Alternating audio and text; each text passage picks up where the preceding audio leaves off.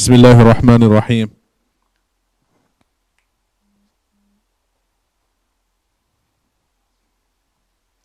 الحمد لله رب العالمين والعاقبة للمتقين ولا عدوان إلا على الظالمين وأشهد أن لا إله إلا الله وحده لا شريك له رب العالمين وأشهد أن سيدنا ونبينا محمدا عبده ورسوله المبعوث رحمة للعالمين صلى الله تعالى عليه وعلى آله وصحبه أجمعين أما بعد. So alhamdulillah, we're back to our fiqh of fasting on Wednesday nights. And last Wednesday, we missed our session, but for a good reason. It was for Laylatul Bara'a program that took the place of our fiqh of fasting. And that was a very special night. Special night indeed. So we are actually behind schedule, to be honest, in finishing the fiqh of fasting. And the month of Ramadan is upon us. Only a few days left. So I want to try to change it up a bit and try to go faster through these slides. And last Wednesdays I've been going very slow with a lot of detail. And in the last session we did, in fact, we opened it up to Q&A. And we started taking questions. I had qualified it that they have to be related to the topic, not an open Q&A like Sunday nights. And still we got kind of bogged down and we did not make much progress on the slides. So actually I had many things planned for these Wednesday nights. After finishing the fiqh of fasting, I wanted to do the fiqh of Taraweeh, particularly since many people will be leading, hopefully majority of us will be performing Taraweeh in our respective homes and businesses and other places. Not many other places actually, mostly in the homes I would say. Jummah we perform in our businesses, but Taraweeh I would assume we all perform at home. So for the first time, we are not going to be performing in the masjid. There are certain families who have their hafiz in their family. They might be performing at home in the past as well, so it's not a new thing for them. But for others, and the vast majority of people who used to come to the masjid, now they're going to be performing in their homes. So I wanted to cover the fiqh Taraweeh. And we are only going to be able to do that if you get through with this. So that's why I apologize if I go a little bit fast today. And let us, inshallah, focus our attention on the subject matter and give us 100% attention. Also, one of the feedbacks I got last time, one of my dear friends, Brother Fahim Rashid, he texted me. Maybe he's listening tonight as well, subhanAllah. But it's a good thing. I'm not, just taking his name for no reason. I make dua for him. That he texted me that, the Q&A in the middle of the session, it makes it hard for us to follow. My humble suggestion is if you do it at the end. So we'll do, if you have time, we'll do some Q&A at the end. And inshallah, we will get going now. Bismillah ar-Rahman ar-Rahim. So actions that are makrooh, disliked while fasting. So there are, just to recap, to remind ourselves, I'm going to go back. We did actions which are desirable, recommended actions, mustahab. And that was to make intention at night, to eat the suhoor. Tasahharu fa inna fi suhoori barakah. There is barakah in suhoor. And that's where we went on the long tangent about when does the suhoor time end. And to break the fast immediately after sunset, to do the iftar right away. So that is the mustahab acts, desirable acts. And we talked about the best time to have suhoor. Zayd ibn Thabit radiallahu anhu narrates that Rasulullah sallallahu alaihi wasallam would stand up to offer salah after eating his food, and the timing between the start of Fajr and when Rasulullah sallallahu alaihi wasallam would stop eating was equivalent to the recitation of 50 verses. So this was the way they quantified time, because everyone would recite verses and everyone would be reciting Quran all day, all night. So they had a good grasp of how long it would take. That was the easiest way of describing how long the time was. The time equivalent to recitation of 50 verses. Obviously, they didn't have the minutes and seconds that we have today. That is why he used this way of describing the time. And to break the fast with dry or fresh dates if available. If not, then with water, etc. Now, we are going to do things which are makrooh and disliked while fasting.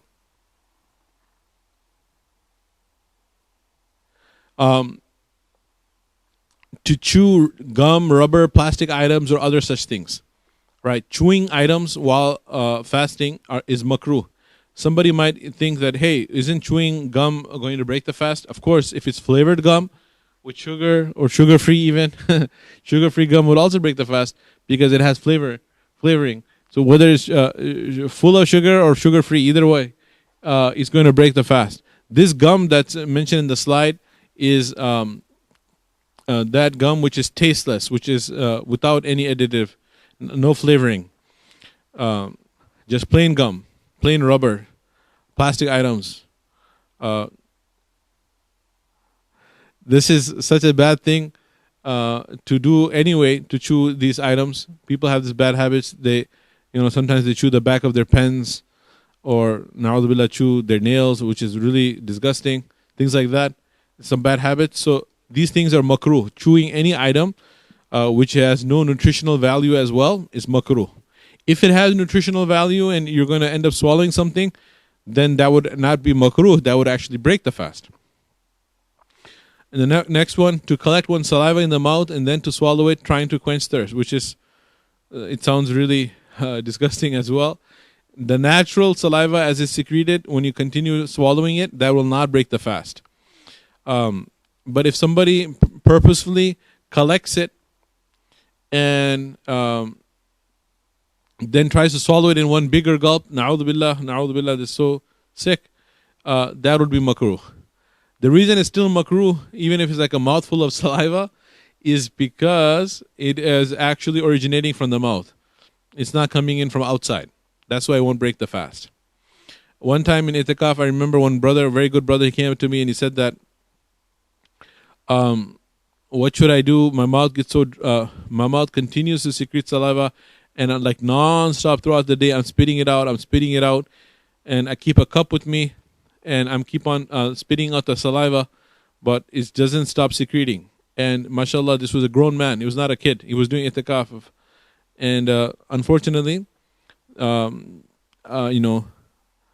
sharing this story with all of you to indicate how important it is that we learn the fiqh of fasting.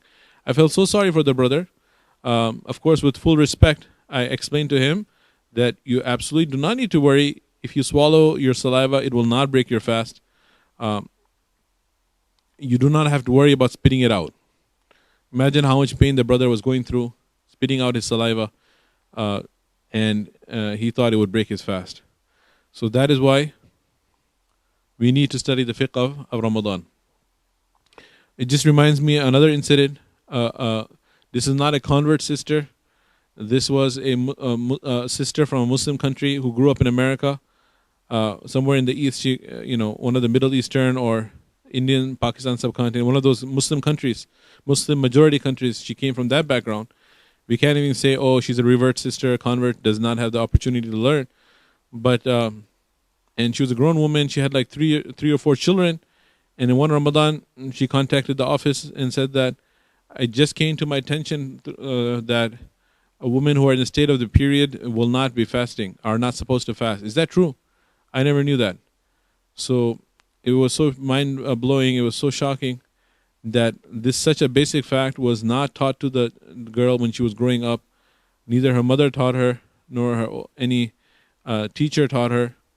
And being growing up as a Muslim in America, she remained unaware of this.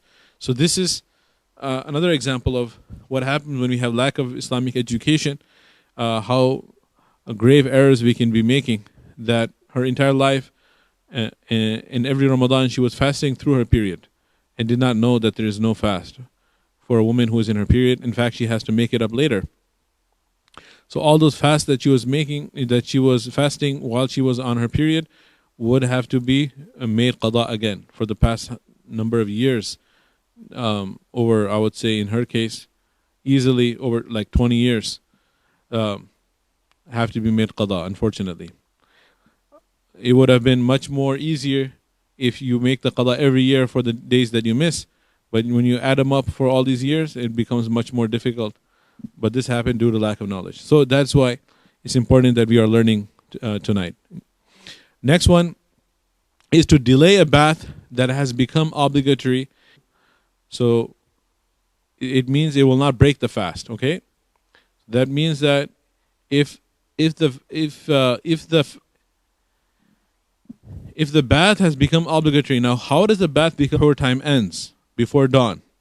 Okay, the reason I'm explaining this is actually commonly occurring practice, and this is a frequently asked question that people ask. That say they wake up and the ghusl became farad upon them earlier in the night before they went to sleep, but they did not take ghusl. They went to sleep. Now, when they wake up, they have 10 minutes, 15 minutes left for end of suhoor. So, if they take their ghusl, what will happen is they will not have an opportunity to eat suhoor. And if they eat their suhoor and have a significant, sizable suhoor, not just a sip of water or something, if they have a proper suhoor, then they will not have the time to make ghusl. They will not have time to make ghusl, and the day of fast will start. The dawn will break, the fasting will start, and they would be in a state where they are called. It's called what is it called? Hadath Akbar or Junub, Halatul Junub, which means they are in a major state of ritual impurity. They have to make ghusl. What is the hukum? What is the ruling? So, some people, they are unaware of this and they want to play it safe, and they think that the fast might break, so they end up taking ghusl and they miss the suhoor. And because of that, they might have difficulty fasting the long day of summer. But they feel they have no other option, because you want to start the day of Ramadan while you're fasting in a state of purity. So the benefit of now learning the masala is that in this particular scenario, they can go ahead and eat and take the ghusl afterwards. So the intercourse, if it happens during the fast, of course the fast will break. But if the intercourse happened during the night and the ghusl that was farad because of the intercourse happens after the fast begins, then that is no problem. The fast will be valid. The fast will be valid. The fast will not break. Okay? In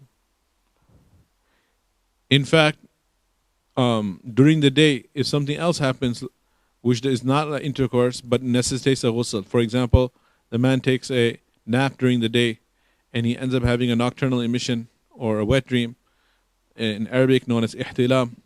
He has an ihtilam and the ghusl becomes farad upon him.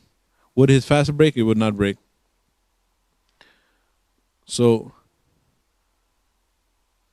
delaying the bath would not break the fast.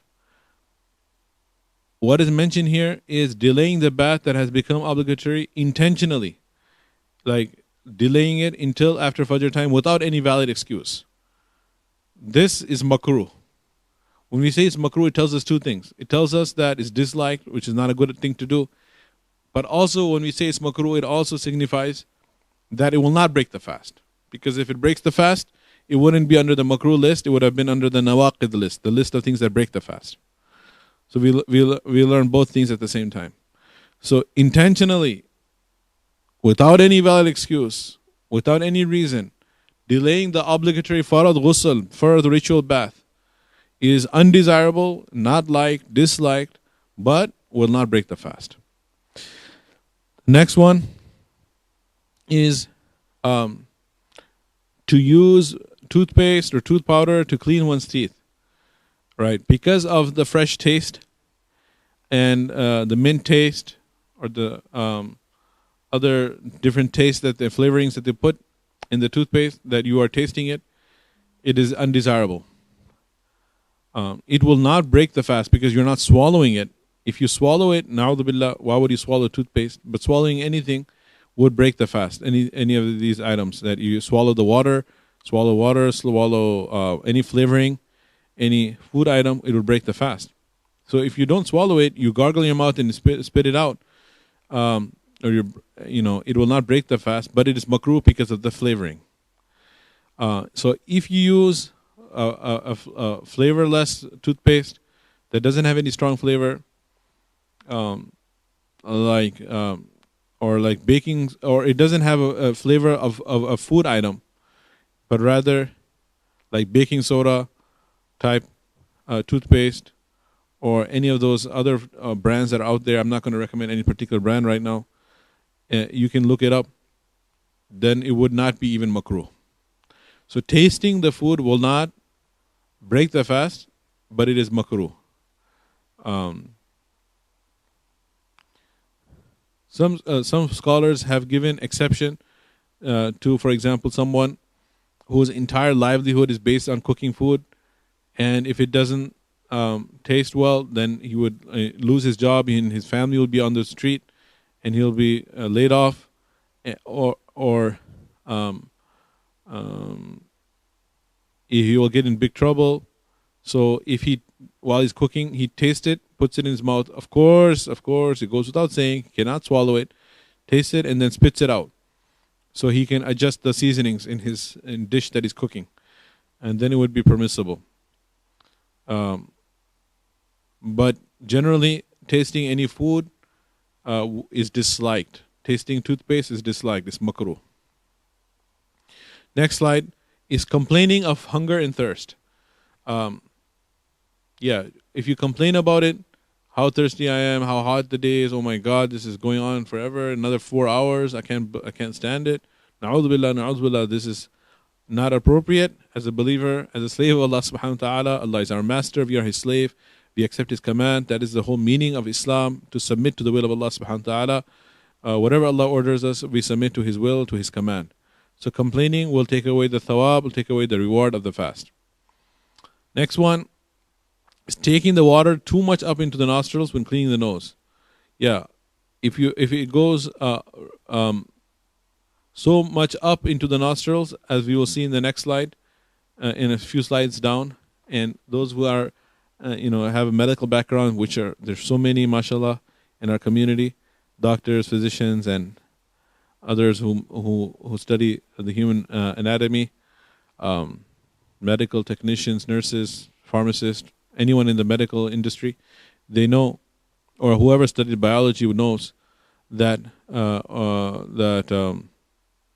it's connected inside. When if you take the water too much up into the nostrils, and it goes up and goes down back into the throat, then that would break the fast. If it goes down the throat, it would break the fast. So that is something to be aware of. And it's makrooh just to take it up, but beyond up, if it goes up and back down, then it would not only be makrooh, it would actually break the fast. To gargle more than necessary. Gargling the mouth will not break the fast because you're not swallowing it. That means the water is in the mouth, you swirl it around in the mouth, and you spit it out. As they say in Urdu, kulli karna. Kulli karna, right? Funny word. So gargling the mouth is not going to break the fast, but unnecessarily gargling would again be makrooh, disliked. Quarreling, arguing, using filthy or indecent words. Somebody might question that why are these mentioned? Because they're universally understood to be bad things. Yes, in Muharram, in Safar, Rabiul Awwal, Rabiul Thani, Jama'at al-Ula, Jama'at al-Thani, Rajab, Sha'ban, in any month, you quarrel, you argue, use filthy, indecent words. It's sinful. Sibabul Muslimu fusuqun wa qitaluhu kufrun. The Prophet ﷺ said, using indecent words and abusing a Muslim is a major sin, and fighting and killing a Muslim is kufr. So it's always a bad thing to do. It's always a sin. However, when you do it while fasting, it's not only a sin, but you lose the thawab of the fast. So it's two harms. One is the sin of committing the act, and secondly, it is losing the thawab of the fast. This reminds me of the ayah in the Quran regarding a similar scenario with respect to Hajj. الحج أشهر معلومات ومن فرض فيهن الحج فلا رفث ولا فسوق ولا جدال في الحج. So Allah subhanahu wa ta'ala says, when you're in ihram, in the state of Hajj, in the state of ihram at the time of Hajj, then فلا رفث, don't speak about obscene matters. So it's always bad to speak about obscene matters, but it's even worse in Hajj. However, someone could argue that, there's a specific reason for mentioning it here, because speaking about or engaging in intimate relations with one's spouse is otherwise lawfully wedded spouse is permissible outside of ihram, but definitely is not permissible in ihram. So there may be a reason for mentioning it. فَلَا رَفَث. But Allah Ta'ala says, وَلَا جِدَال, don't argue, don't fight. So arguing and fighting is always haram. Why is it specifically mentioned? So some scholars say it's because you're going to be in crowded camps in Mina, and you're going to be traveling with people, and you're not going to get enough rest, and you're not going to get the food that you want, and it's going to be unhospitable conditions and difficult conditions. So with so many people together, you're prone to fight, and it's a season for arguments to break out. That's why Allah Ta'ala is saying specifically, don't fight. And another reason is what I'm talking about. The fighting is always bad, but fighting while in ihram will actually not only be bad and sinful, but on top of it, you'll lose the thawab of the Hajj. Losing the thawab of the Hajj. Right. So, just like another example of this is in the women's section in the masjid. So obviously as a male I don't go in the women's section, but as the caretakers of the masjid, we clean the masjid after hours, and we're taking care of things. Like right now, pretty much I believe I'm the only person here in the Dar es Salaam masjid. I'm sitting alone in the whole masjid. Such a sad thing to think of. No one is here, not a single soul. So sometimes after hours we go and we see that there is a box in the women's section. Many men might not be aware of this because they don't go there. There's actually a box with hijabs. Okay, so why is there a box with hijabs in the women's musalla? And what does this indicate? The fact that there's a box with hijabs means that there are women who are not wearing hijab outside, who are walking around the streets without hijab, and then when they come to pray they want a hijab. That's why there's hijabs available that you can borrow and wrap it around your head and pray, and then after the prayer is over, I guess, take it off and leave it and go out. So the question arises that, isn't it haram to walk around without hijab anyway? So yes, it is. It's haram to walk around without hijab in front of strange men. It's against the command of Allah in the Quran. However, that's one sin. You just have one sin of walking around without hijab. But if you come to the masjid and perform salah like that, and ironically there's no men there in the women's section, you will not get only the sin of exposing yourself, but on top of it, the salah itself will be invalid.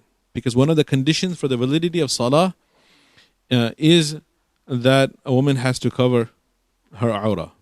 Otherwise, the salah itself won't be valid. So you get two harms for the same sin.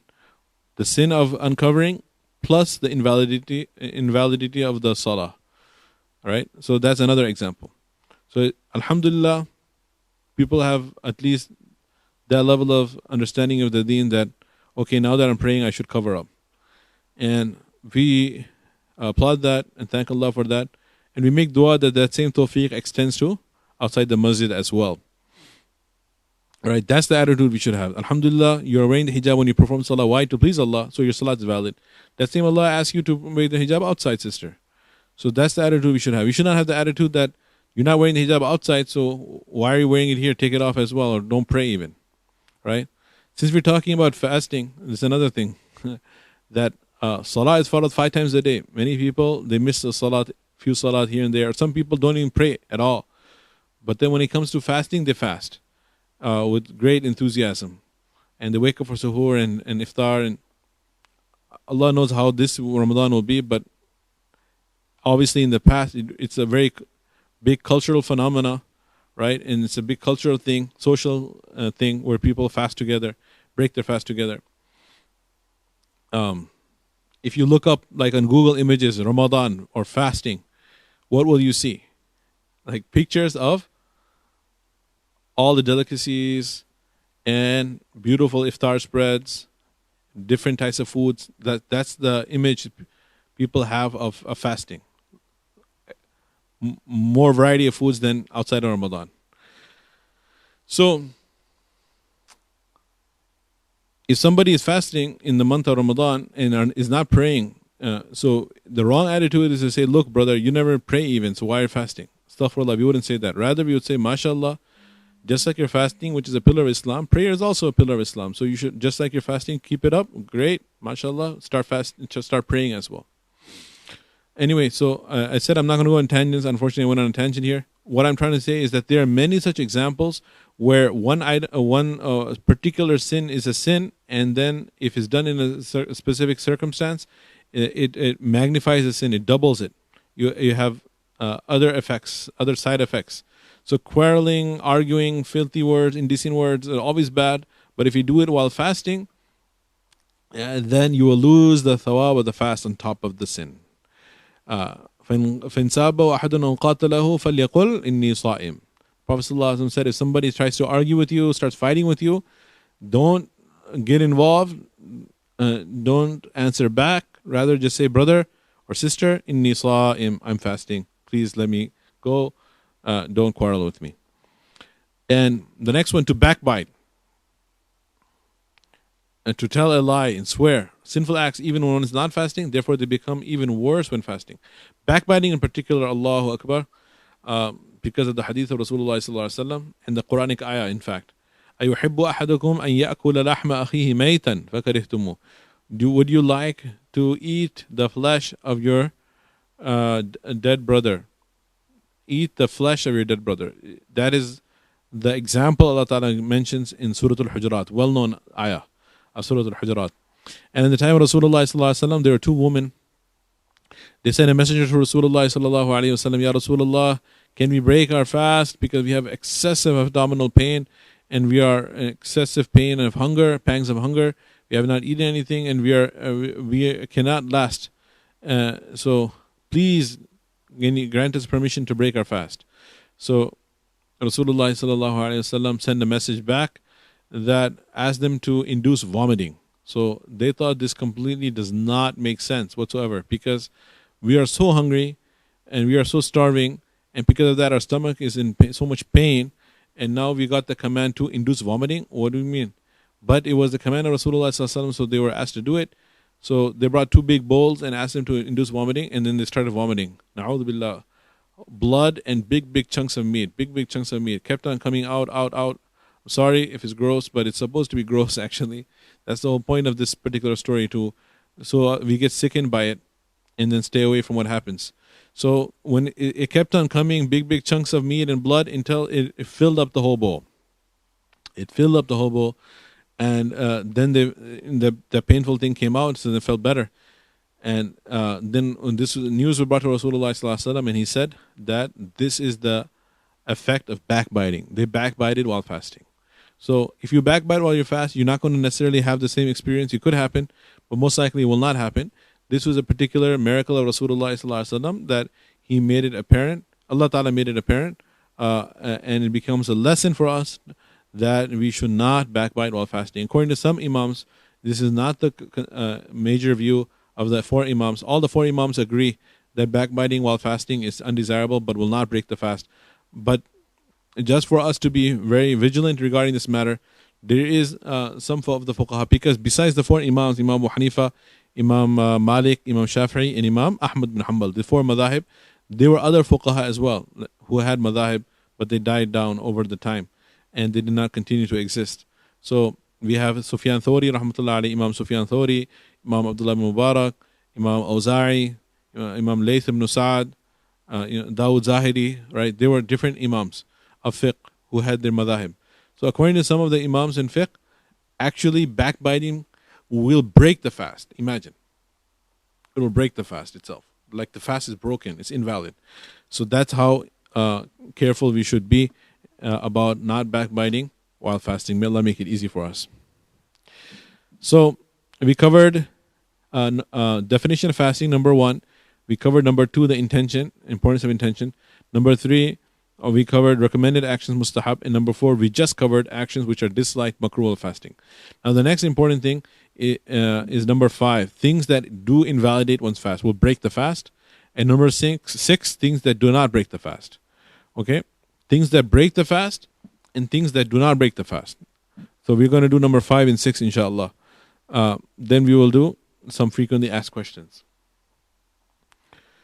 Okay. Things that invalidate one's fast, things that break one's fast are of two kinds. Fundamentally, we have to understand before we proceed further that there are two types of things that break the fast. Some necessitate only a qada, only a makeup. One day of fast was broken, so you have to make up one day in lieu of that. Okay, that's it. One day for one day. Simple. Number 2, others require that you have to do a makeup plus an expiation. And now this expiation, Kuffara, is a big deal. Okay, Kuffara is not an easy matter. It's not a joking matter. Okay, it is a really serious matter. And the Kuffara is that, subhanallah, siyamu shahraini mutatabi'aini, fasting for 2 consecutive months. 60 days non-stop fasting without a break, which is not easy by any means. Outside of Ramadan, that is. Not Ramadan. Wow. So that is a major penalty. And this major penalty will only apply for the major crime. In the major crime, for number 2, making up a qada plus the kafara is during Ramadan, during the farad fast of Ramadan, when the sacred month has entered, when all the Muslims are fasting and no one is eating publicly. And you can imagine in Muslim lands where even the restaurants and everything are closed during the day. Then a person, it's not that he just didn't fast, chose not to fast, intentionally did not fast. Rather, the person makes the intention and starts the fast. And after he starts the fast and he's fasting without any valid excuse, not because of hunger, not because of thirst, not because of a medical necessity, but clearly only because of contempt of the order of Allah subhanahu wa ta'ala and disregard for the order of Allah, he intentionally breaks the fast. Right? Farad fast in Ramadan. Why am I saying farad fast in Ramadan? You might say, hey, are there any other fasts which are farad outside Ramadan? Yes. Which one? The qada fast. If a person breaks the qada fast, which is also farad, but he's making it up outside of Ramadan, like a person was traveling in Ramadan, missed some days, or a woman was on her period during Ramadan, making up those days, or a person was sick in Ramadan, making up those days outside of Ramadan. So wouldn't those days be farad as well? فَمَنْ كَانَ مِنْكُمْ مَرِيضًا أَوْ عَلَى سَفَرٍ فَعِدَّةٌ مِنْ أَيَامٍ أُخَرٍ. Just like the ada in the time was farad, likewise the qada making up is also farad. So while he's making up that fast, if he intentionally breaks it, it's not a good idea. Allah Ta'ala said, Ya ayyuhalladhina amanu, la tubtilu a'malakum. O those who believe, do not start an amal and then invalidate it. So you shouldn't. But just for the sake of the example, he goes ahead and breaks the fast. Will he have to give a kafara? No, he will not. Did he break a farad fast? Yes. Did he break it intentionally? Yes. Did he have any excuse? No. So why does he not have to give a kafara? Because the enormity of this kafara penalty is only because of the enormity of the crime of breaking a farad fast during the sacred month while Ramadan is on. And now he's breaking a fast outside of Ramadan, so there is no kafara. So is that clear? With all of these conditions, it has to be a farad fast, it has to be in Ramadan, it has to be intentional without any excuse. Okay? And if he doesn't, if somebody just didn't fast at all, didn't even make the intention from the get-go, na'udhu billah, which is obviously also really major sin, it's a very sinful thing to do, not to fast in Ramadan, then there's no kafara. The kafara is only when he starts and then breaks. When he or she, I should say. So this is what the kafara is all about. And if this heinous crime occurs like 2 times or 3 times in one Ramadan, then you would join up the kafaras together. It would be one set of 60 days for any repeat offenses as well within one Ramadan. But if this wretched fellow, may Allah guide him, mahroom, deprived of the mercy of Allah, ends up committing the same crime the next year or the year after that, then equivalent to as many number of years that this crime is repeated, that's how many kafaras would become mandatory. For every year, you can't add them all up together and just do one set of 60 days and say that wipes out everything, my account is clear. No. 60 days of consecutive fasting would only take care of multiple crimes per 1 year. And that also is the mercy of Allah subhanahu wa ta'ala. May Allah ta'ala protect us from ever having to do kafara. And the kafara is only necessary when this crime happened. Sometimes these kids, at Dar Salam, we had some students, they were fasting every day, and every day after Maghrib, they're running to do iftar. And we asked them what's going on. They said, we're doing kafara. I said, okay, may Allah give you, forgive your sin, whatever. They said, no, we're just doing it like in case. I was like, what are you talking about? Yeah, because we never know what happened. I said, there's nothing like that. There's no kafara in case. Okay? Just to be safe. Better safe than sorry. Better safe than sorry. You can do salatul tawbah, make istighfar, make dua, make tilawat, give sadaqah, other things. But you don't do a kafara unless it's farad. Same thing happens in Hajj. Some people, they say that I want to give a camel or a dam of a badan, a whole camel, or a cow. There's not many, or goats, right? I want to maybe goat is much more affordable. Just a goat, as just in case I did some violation. Umbrella coverage.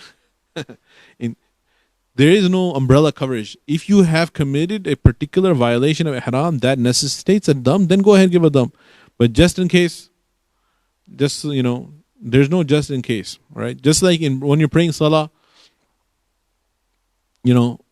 every time you perform any salah, just in case, I'll do a sajda sahu. Na'udhu billah. That would be wrong. That's an incorrect application of fiqh. You don't just do sajda sahu because you feel like it, to cover up any mistake that you might be unaware of. All right, our deen teaches us to be very practical, not to fall into obsessive compulsive disorder, right? OCD. Don't be OCD. This is a sickness. So there is no kafara unless there is a kafara wajib due to committing the crime as explained above. Okay, so I kind of jumped ahead into the information that is coming on the next slides. So there are two conditions for some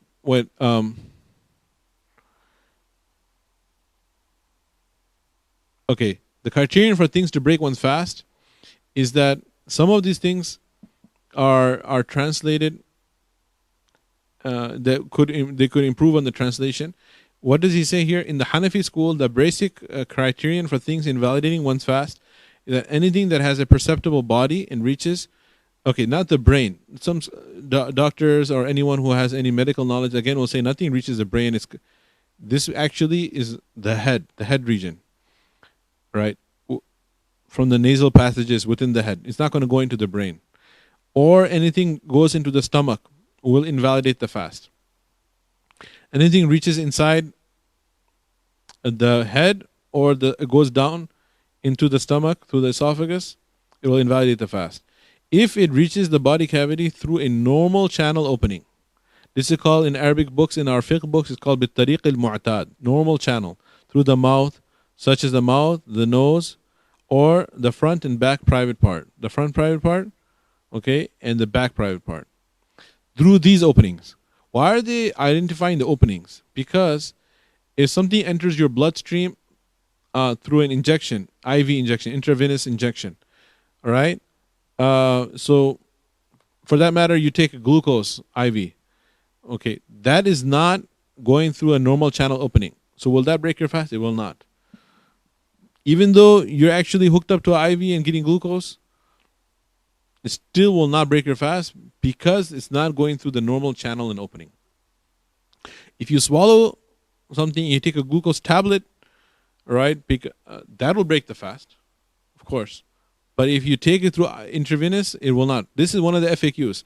Like, I need to get a blood test, I need to get a shot, I need to get an injection, whatever, any type of injection, all the different types of injection. If it's IM, intramuscular, goes all the way deep, that won't break the fast either. If somebody wants to take their insulin right before iftar, so they can have their iftar while they're still fasting, they take insulin, it will not break their fast.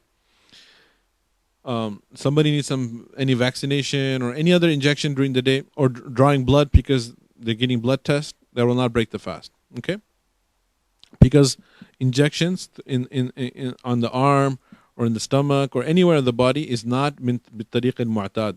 You're not introducing something through a normal channel opening, which is not going through the mouth, the nose, it's not through the front or back private part. Okay, so therefore we understand that there are two conditions in order for one's fast to be invalidated. That which enters the body reaches the head or the stomach, and this reaching is via the normal channels openings of the body, the mouth, the nose, front and back private parts. So this is an anatomical drawing. It shows here that anything which passes the nasal or oral passage and then goes down the throat breaks the fast. So if you can look on your screens, you can see how everything is connected. This is what I was talking about earlier, that we'll see a picture. If it goes through the nose or it goes through the mouth, right? It starts off together, it connects. Thereafter, there's like a fork in the road, right? And the fork in the road, it divides it up. Subhanallah, Allah subhanahu wa ta'ala says in the Quran, وَفِي أَنفُسِكُمْ أَفَلَا تُبْصِرُونَ. Ponder and reflect over my creation. Do you not see my greatness?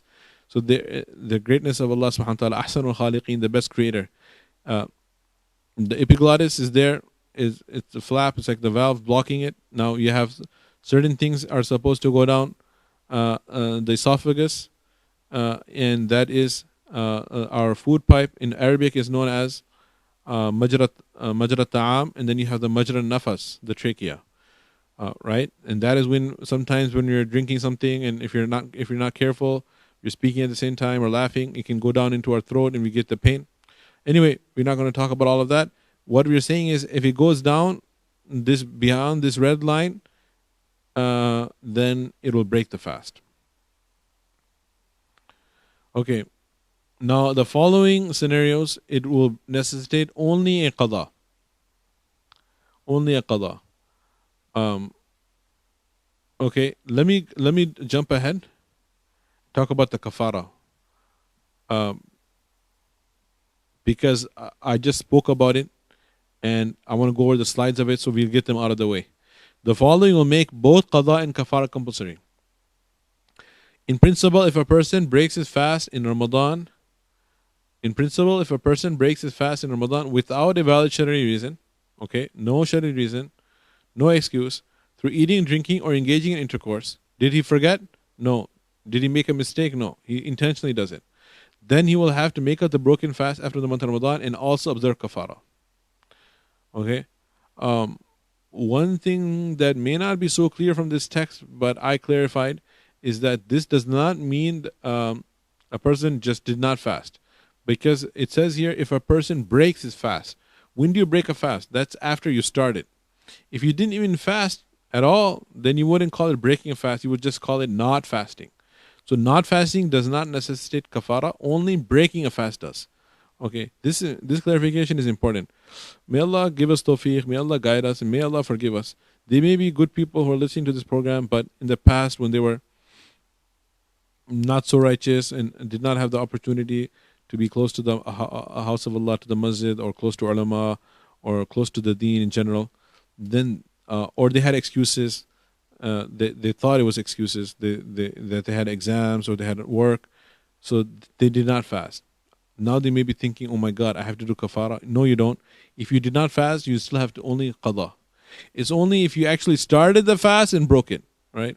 I know I'm repeating myself, but because some people miss this point, and some people it makes sense the first time I say it. Some people it makes sense when I say it the third or fourth time. So it's only when you start a fast and break it, then it's a kafara, and hopefully that is really rare. Okay. The kafara will have to be observed through one of the following means. Okay, and number one, to fast 60 days consecutively. 60 days consecutively. If the 60 days of fast are not kept consecutively, a person will have to start all over again. Oh my God. Imagine if a person fasts 59 days and then he does not fast the 60th day, He has to start over, restart the whole function. Note, if a woman experiences menstruation during these days due to which she was not able to fast, it will not be regarded as discontinuity. Yeah, of course, that's a natural phenomena and a valid excuse, so those days won't count. So if she fasted, for example, 30 days, then she had 10 days of menstruation, and then she will fast another 30 days, and the whole kafara will take. I'm just giving these round figures, which may not be so practical, just to make it easy, the easy math. So you have 30 days of fast, then you have 10 days of menstruation, then you have 30 days of fast. So the whole process will take her 70 days. That's fine. That's acceptable. Okay, just because the menstruation kicked in, she doesn't have to restart. Otherwise, there's no way it's possible unless she takes birth control pills, like people do when they go for Hajj. They don't want the menstruation to happen at the time of Hajj. They take birth control pills to stop the menstruation. She would not have to take that for kafara. Okay, number 2, to feed 60 poor people 2 meals a day, 2 meals for a day, or one person 2 meals for 60 days. This is the monetary compensation. People might be like, "Oh my God, that's way easier." Feeding what is it? A meal can be equivalent. The equivalent of the meal is one sadaqatul fitr amount. The sadaqatul fitr amount, is like a half sa of wheat or 1 sa of barley and all of that. And no one is using those measurements nowadays. So practically what it is around $5. The scholars, they calculate it every year. It's a specific amount of sadaqah that is given on Eid al-Fitr, sadaqatul fitr. Allahu Akbar. You might remember when you come for Eid, the Imam is always reminding, please discharge your sadaqah fitr before the prayer so your fasts are accepted. All right? So in this Eid, if you're not going to have Eid in the masjid or in the halls because of COVID-19, oh my God, another thing to remember, Allahu Akbar, is that we have to still discharge sadaqatul fitr. We should not forget about it. Many people, like a lot of people I see, last minute when we're announcing it, they're sitting maybe in the masjid in the saf, and then they hear it, they get up, oh my God, I forgot, and they rush out to the kiosk or the boxes and discharge the sadaqatul fitr. So no one is going to remind us this year. We have to remind ourselves that the sadaqah fitr has to be discharged. Okay, coming back to the topic, is the sadaqatul fitr amount is like $5. You give to 60 poor people, like $300, or one person for 60 days, again $300. So you'll say, man, I'll just give $300. You cannot go towards the monetary compensation if you are capable of fasting. If you are capable of fasting. This is a very important usul we have to learn and remember, that if there is a physical ibadah that is mandated by Allah Ta'ala, then we have to do that, and we cannot resort to the monetary compensation unless we are unable to do the physical ibadah anymore. So, an example of that is if somebody travels abroad and he says that since I'm going to be out of the country for a month, I'll let you borrow my car. You can drive it, take care of it, keep it.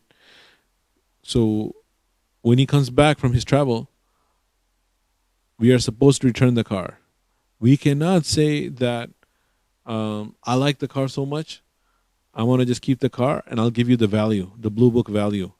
This is the value that of the car, so many dollars, it's $5,000, $10,000, $20,000, $30,000, whatever type of model and year of the car may be. So say it's whatever, $40,000. I'll give you $40,000. This is the value of the car. If it's a used car, $40,000, subhanAllah, it's a nice car. Anyway, whatever, $30,000 car. I'll give you the $30,000, $40,000, this is the value. He will say, what are you talking about? Give me my car back. I need my car back. Once you this is in usul al-fiqh, there's ada al-kamil, ada al-naqis, qada al-kamil, qada al-naqis. There are 4 ways. So without going into the whole usul al-fiqh, what I would say is simple layman terms, you have to give the car. But what if you are driving the car and then you end up crashing it, totaling it? When he comes back, you will be sorry and you'll say, oh my God, I'm sorry, I can't give you your car back. All right. And if there was ta'addi, you messed it up and you ended up destroying his car, so you will say that please just take the value and accept it and accept my sincerest apologies. Right? So likewise, if you missed a fast and you have to make up qada, or in this case you have to make up kafara, then you have to do the real deal, the kafara. It's only when you're incapable, because you finally made tawbah to Allah and made ruju to Allah and learned the masla. Now your person is 85 years old, 90 years old.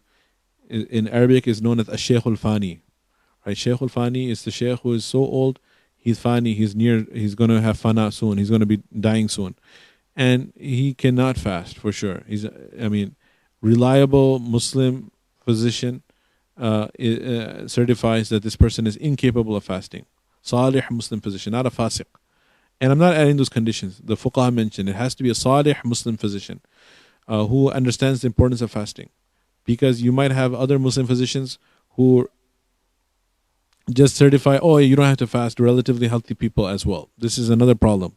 There are people who could fast, they just have to adjust their insulin intake or not take insulin, stop some of the medication, and they would be able to fast because they have mild diabetes or even if they have bad diabetes, but it can be managed and they could fast. Yeah, of course, if they're taking full insulin, they'll have hypoglycemia and they'll have low blood sugar. But if they adjust it, and a righteous Muslim doctor would give them a solution, because the righteous Muslim doctor knows how important fasting is. If there's a non-Muslim doctor or a fasiq Muslim doctor, he'll say, forget it. Are you crazy? You're not going to fast. So that's why it makes a difference. So the righteous Muslim doctor says to this old man, you cannot fast 60 days. He says, no, I need to make tawbah. I learned it. I made this mistake in my youth. What will this old man do now? The 90-year-old man. This 90-year-old man will have to give the $300 instead of fasting. That's what the slide says. It should be noted that the above mentioned is the order in which a person will have to give his kafara. Only if a person is not capable of doing the first option, then he can opt for the second. If you're not capable of doing the first, then you can opt for the second. The same thing happens with like salat. If you miss the salah intentionally, you have to make qada of the salah. You can't give the fidya, kafara for it and say that I'm going to give one sadaqatul fitr amount per salah, $5 per salah and the witr. So there's 6 prayer per day. 6 times 5 is $30 a day. $30 a day. Oh man, I have a lot of money. I'll just give $30 a day for the 10 years, 20 years, 30 years that I didn't pray. Na'udhu billah. You cannot do that. You have to actually make up qada of those prayers. And if you don't have a life to do it, you don't have the opportunity to do it, and then you can put it in your will after you die that, oh Allah, please forgive me, and ensure that your executor of your will discharge the fidya for the missed salat and the missed fast after you die. So when is it proven that you're truly incapable of making up the qada salat? Upon death. And after death, now you can resort to the monetary compensation. I hope it is clear. As long as you're physically capable of making up those prayers, you have to make up the prayers. And once you die and you can't make it up, you can't rise from your grave and make up those prayers, now you can give the monetary compensation. Just like the example of the car. As long as you have the car, you have to give the car. Once the car is total, then you can give the money. Okay? So going back to this. Therefore, only a person is not capable of doing the first option, he can opt for the second. Therefore, he will have to start by fasting 60 consecutive days, and not with feeding 60 poor people. Only if a person is incapable of observing 60 consecutive days of fast due to an illness where there is no hope left for recovery, or old age, one may feed 60 poor people 2 meals for a day. Okay. And this is what Allah Ta'ala says in the Quran. وَعَلَى الَّذِينَ يُطِيقُونَهُ فِدْيَةٌ طَعَامُ مِسْكِينٍ. Those who absolutely do not have the ability to fast, they can give monetary compensation. So, if a person got the flu, right? Not the coronavirus, na'udhu billah, may Allah protect us from that, but just a flu or cold, and he could not fast. Will he just give monetary compensation? What do you think, based on the discussion? No, he will not give monetary compensation. What will he do? فَمَنْ كَانَ مِنْكُمْ مَرِيضًا أَوْ عَلَى سَفَرٍ فَعِدَّةٌ مِنْ أَيَّامٍ أُخَرٍ. He will make up qada when he regains health. However, if somebody has a terminal illness, like type 1 juvenile diabetes, he's on an insulin pump, he cannot fast, this person. Right? his pancreas are not secreting any insulin whatsoever. So in this case, even when he's young, he doesn't have to be Sheikh Afani of 90 years old. Even when he's young, since he cannot fast, then he will give monetary compensation. He will give monetary compensation of $5 a day. So 5 times 30, 5 times 30 days, $150. Right? 5 times 6, we were doing the calculation, that was for the salah. That was $30 a day for salah. But for the month of Ramadan, it's 30 days. So it would be 5 times 3, $150. $150 for the month. And one crazy scenario I'd like to share with you is that if this person was giving the monetary compensation for 1 year, 2 years, 3 years, 4 years, 5 years, 10 years, subhanallah,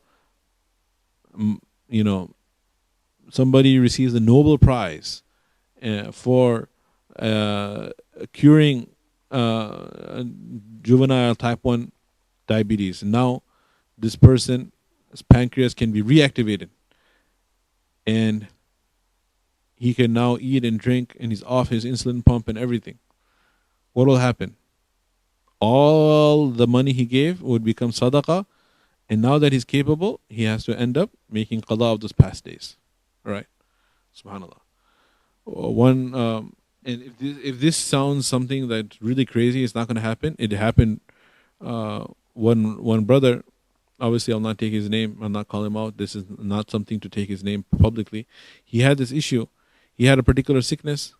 I don't want to go into any specifics. I'll just say he had some sickness where he could not fast for a number of years, and then alhamdulillah, through ruqya and through a recitation of some ayats of the Quran, Allah subhanahu wa ta'ala, as fadl, he miraculously cured him, and now he's totally able to fast. So he would only be able to fast 1 or 2 hours in the day, and then he would have migraine headaches and nausea, vomiting, would have to lay down, could not function. But alhamdulillah, now he's fasting the whole summer day, and he feels he can go on for more hours. So he asked me this ruling. What is the ruling? Would I have to make up the fast that I missed? And the ruling is yes. Even though he had already paid the kafara. It's like you thought the car was totaled, and then you find out that it's actually there. So you have to return the car. You can't give the money. So that is the ruling with respect to the kafara. Okay. Note, a person who fasts for 60 days consecutively as kafara will have to make up for the fast that he broke and thereafter start the 60-day kafara. So is it 60 days? It's actually 61. 60 days of kafara plus the 1 day qada that he broke. Therefore, in total, he'll fast for 61 days. 1 day qada for the broken fast and 60 days consecutive fast as kafara. Okay. Question. A person intentionally broke his fast 3 times in the month of Ramadan. Now, he committed this gross crime, this huge sin 3 times. This is now necessitated qada and kafara. Therefore, does this mean that this person will have to fast 3 days for the fast he broke and 180 days as kafara? Is that true? What do you say? The answer is, if you think about it, it depends. Right? It depends. What does it depend? If it's the same month of Ramadan or different Ramadans. If this happened in the same month of Ramadan, then he has to fast 3 days for the 3 days he missed qada, and you'll have to do 1 kafara of 60 days. So a total of 63 days. If this happened over 3 different years, then he would have to do 180 days. Right? So the answer, no. He will fast for 3 days in order to make up the fast he intentionally broke, and will give kafara once. That is fast for 60 days only. 1 kafara per Ramadan. 1 kafara per Ramadan. The slides is not actually catering for the other scenario where I said it depends. If there were multiple Ramadans, then there would be multiple kafaras. If it's just 1 Ramadan, it would be 1 kafara. So now I notice, alhamdulillah, it's already, 9:17, and we started at around 8:15. So that's 1 hour done.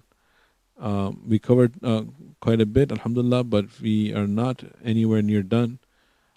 We have to go back and do those matters which necessitate only a make-up qada, no kafara. We have to do these, and just have a peek ahead. we have to do, alhamdulillah, we covered these things. Things that do not invalidate one's fast. So this will be coming up next week, right? These are important. All of these things do not invalidate the fast. And then we have the FAQs, frequently asked questions. One slide here, vomiting, hadith about that. Another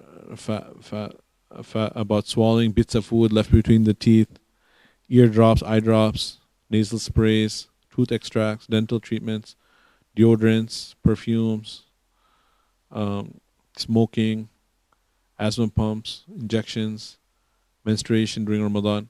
All this stuff is still ahead. Hopefully we'll cover next session. So I appreciate everyone for their attention, and may Allah subhanahu wa ta'ala accept our time and allow us to conclude this, inshaAllah. Bismillah ar-Rahman ar-Rahim. Alhamdulillah, alhamdulillah, Rabbil Alameen. Allahumma salli ala Sayyidina Muhammadin wa ala ali Sayyidina Muhammadin wa barik wa sallim. Allahumma barik ala Muhammadin wa ala ali Muhammadin wa barik wa sallim. ربنا آتنا في الدنيا حسنة وفي الآخرة حسنة وقنا عذاب النار. ربنا لا تزغ قلوبنا بعد إذ هديتنا وهب لنا من لدنك رحمة إنك أنت الوهاب. اللهم أرنا الحق حقا وارزقنا اتباعه وأرنا الباطل باطلا وارزقنا اجتنابه. اللهم وفقنا لما تحب وترضى من القول والفعل والعمل والهدى يا رب العالمين. اللهم إنا نسألك العفو والعافية والمعافاة الدائمة في الدين والدنيا والآخرة. اللهم إنا نعوذ بك من كل بلاء الدنيا وعذاب الآخرة. سبحان ربك رب العزة عما يصفون وسلام على المرسلين الحمد لله.